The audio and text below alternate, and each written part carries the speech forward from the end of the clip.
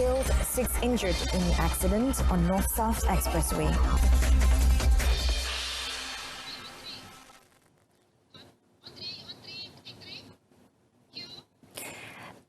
Good afternoon. Welcome to News on 2. You with me, Renee Fong. 3 killed while 6 others were injured in an accident involving 8 vehicles in Ipoh, Perak yesterday.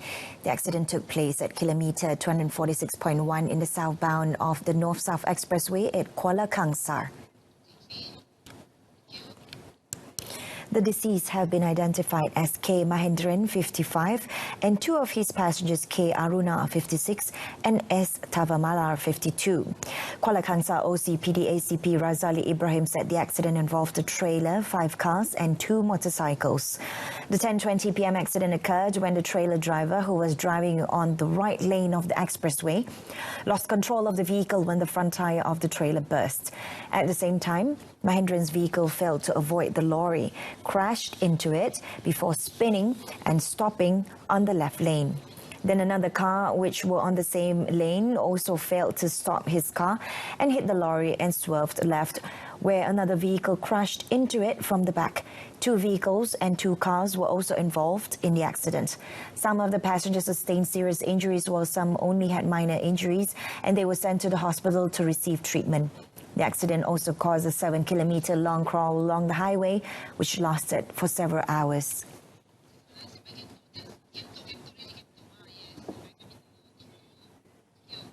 Malaysia stands ready to extend necessary assistance to Australia in its ongoing bushfire crisis. Deputy Prime Minister Datuk Seri Dr. Wan Azizah Wan Ismail said this includes the deployment of National Disaster Management Agency (NADMA) personnel, the Special Malaysia Disaster Assistance and Rescue Team SMART, and assets to help out the fires and to support rescue operations in Australia.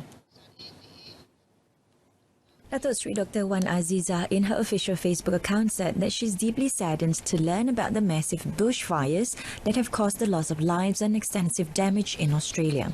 She added, on behalf of the government of Malaysia, she would like to express her deepest condolences to the victims, their families and all those affected.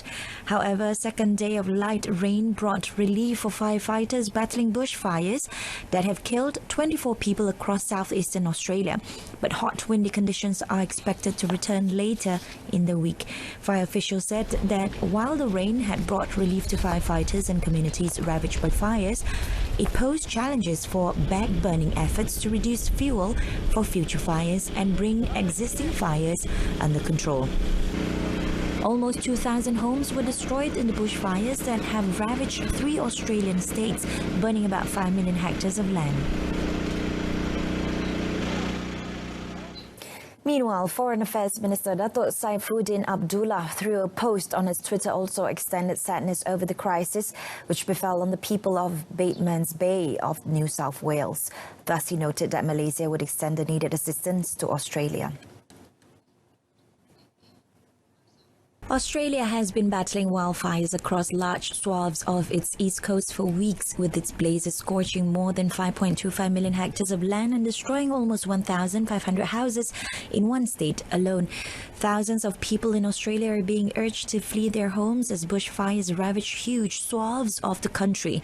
According to reports, the number of people displaced by Australian bushfires was the largest after the 1974 Cyclone Tracy in Darwin. Efforts by the police and military continued Sunday to distribute food supplies and also to evacuate people. Several states which have no plans to increase the water tariff have been asked to submit their respective mechanisms to the Ministry of Water, Land and Natural Resources. Minister Datuk Dr. Xavier Jayakumar said the ministry is always ready to discuss the matter with the respective state governments. Datuk Dr. Xavier said he understood that the water industry required a huge budget to ensure the people receive supply of clean water 24 hours a day. Thus, he added, the water tariff increase was necessary since it was last reviewed about 20 years back. Saya akan bincang dengan Negeri Sembilan. Kalau dia kata tidak akan naikkan, macam mana dia kena ada satu mekanisme yang lain yang kena bawa kepada kementerian untuk tunjukkan bahawa tidak akan ada masalah air di dalam Negeri Sembilan ataupun negeri-negeri lain. Tapi kita tahu dah negeri-negeri mana situasi dia memang kritikal. Dan kalau kita tak buat apa-apa pun sekarang, di dalam 5 tahun kita akan adakan masalah air besar di dalam negara kita. He was commenting on the Negeri Sembilan government's decision not increase its water tariff in line with the Pakatan Harapan's election manifesto. The minister further assured that the new water tariff would not burden the consumer, adding the government would ensure the water-related issues could be resolved. Police arrested 2 suspected drug traffickers in separate raids in Johor Bahru last Friday and seized a range of drugs worth almost 300,000 ringgit. Johor Police Chief Datuk Muhammad Kamaruddin Mat Din said, based on intelligence gathering, a team from the State Police Narcotics Criminal Investigation Department raided an apartment in Taman Johor Jaya at 10 a.m. and arrested a 31-year-old man.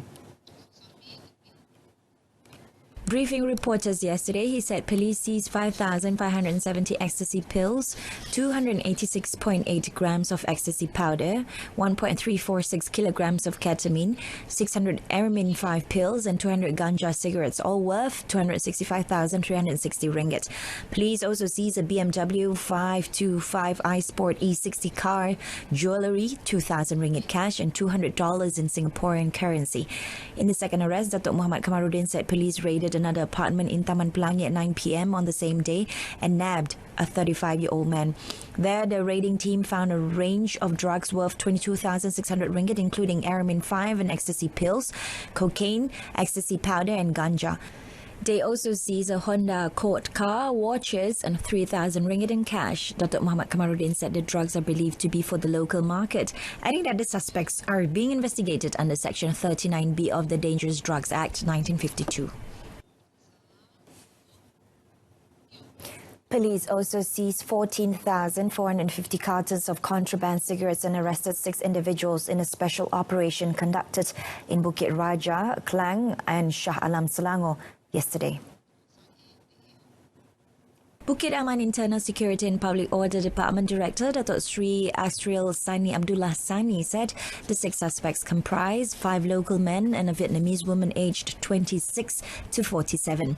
Also seized during the operation codenamed Op Asap were assets and items worth 3.2 million ringgit, comprising 5 vehicles, cash totaling 83,400 ringgit, and 29 checks worth 142,767 ringgit. In a release statement, he said the 5 vehicles seized are BMW 525i, Toyota Estima, Toyota Camry, Toyota Vios, and a 5-ton Isuzu Canvas lorry. He said all the suspects were remanded for 7 days until Saturday for further investigation. The Malaysian Border Security Agency AXAM in Kelantan seized 84 boxes of firecrackers and fireworks worth 84,000 ringgit at Kampung Bukit Pangkagong, Pulai Chandong in Machang early Saturday morning. Kelantan AXAM Commander Rusli Karim said the smuggled goods were detected after members of the AXAM Operations Unit spotted a suspicious-looking lorry parked near a house, and an inspection found dozens of boxes of firecrackers and fireworks in the incident at about 12:15 a.m. Briefing reporters yesterday, he said that the AXAM Operations Unit waited for about 30 minutes, but no one came to claim the goods. Preliminary investigations found that all the firecrackers were believed to have been smuggled into the country via Sungai Golok to be sent to the Klang Valley.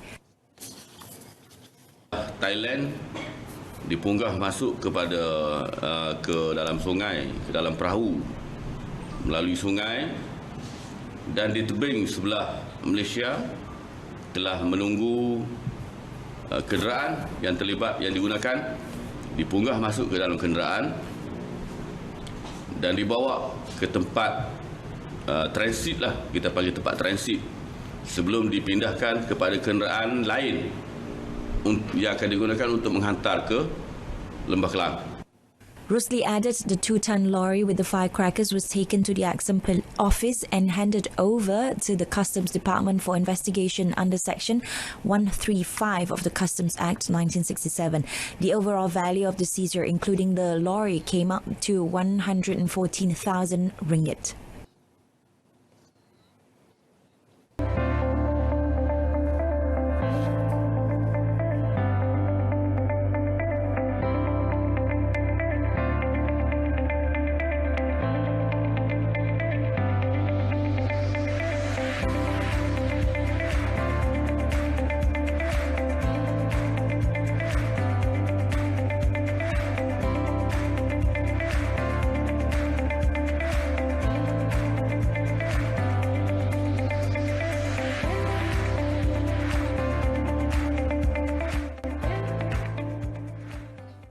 Welcome back.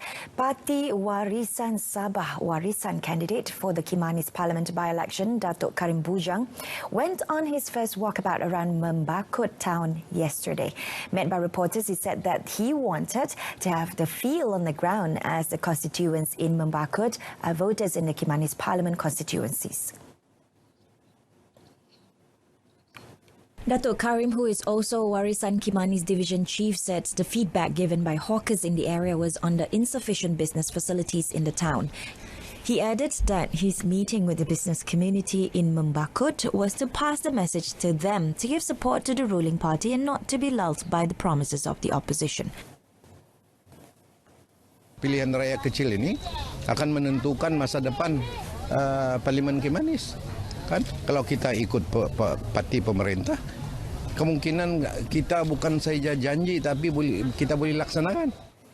Datuk Karim pointed out that the opposition were always opposed to whatever the government does, but the reality is that the opposition is not 100% right. Pakatan Harapan PH Youth Wing is all geared up to meet young voters at the Kimanis parliamentary by-election with the launch of its youth election machinery. Speaking at the launching ceremony, Armada Bersatu's chief, Syed Sadiq Syed Abdul Rahman, called on the machinery to go down to the ground and see for themselves problems faced by the people in the area. Kita semua di sini ingin memperkasakan politik khidmat supaya akhirnya bila anak muda melihat kita, mereka tahu kita di sini untuk mendengar dan cuba mencari jalan untuk menyelesaikan masalah mereka. Warisan candidate Datuk Karim Bujang and Kimanis Bersatu Division Chief Datuk Muhammad Arifin Muhammad Arif were among those present. Earlier, Datuk Muhammad Arifin said the biggest strength of Warisan candidate would be the solidarity of the party and its coalition with another local party, United Progressive Kinabalu Organisation, UPCO. It is noted that PH is an ally of Warisan and UPCO.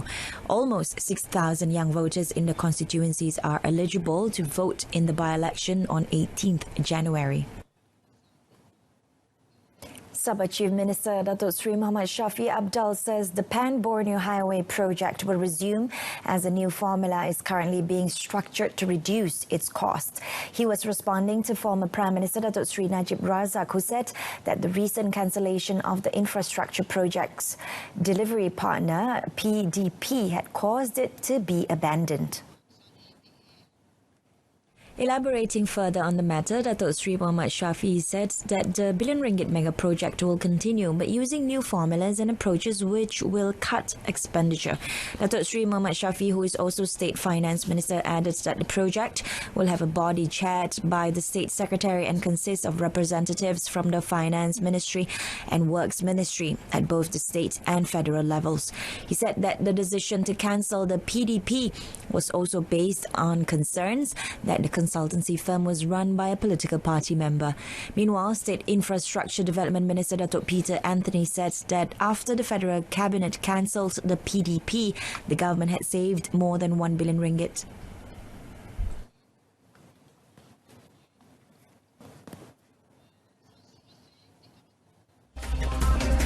In the foreign front, Iran announces it will no longer adhere to 2015 nuclear deal limits. Details right after this.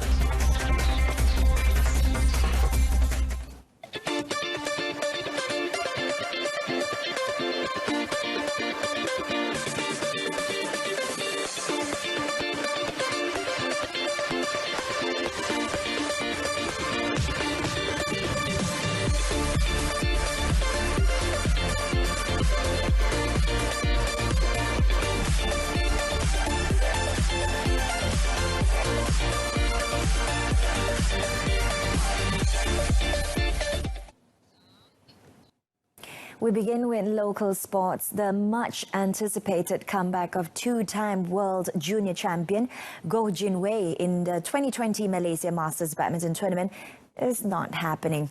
Badminton Association of Malaysia BAM in a statement confirmed that Jin Wei will not be participating in the World Tour season opener featuring world top shuttlers scheduled from Tuesday to Sunday at Axiata Arena in Bukit Jalil.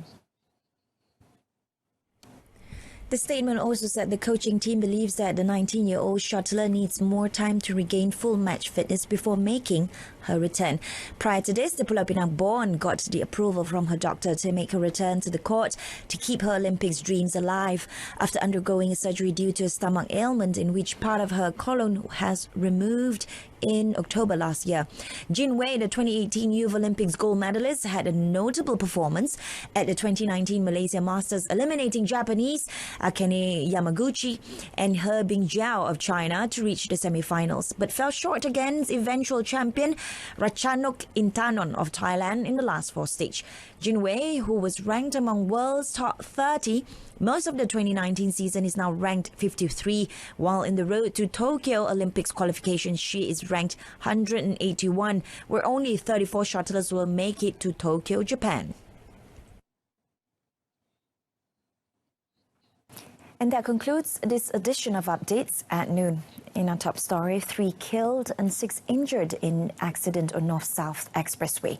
We will be back at 7 this evening with more updates. Till then, I'm Renee Fong. Have a pleasant afternoon.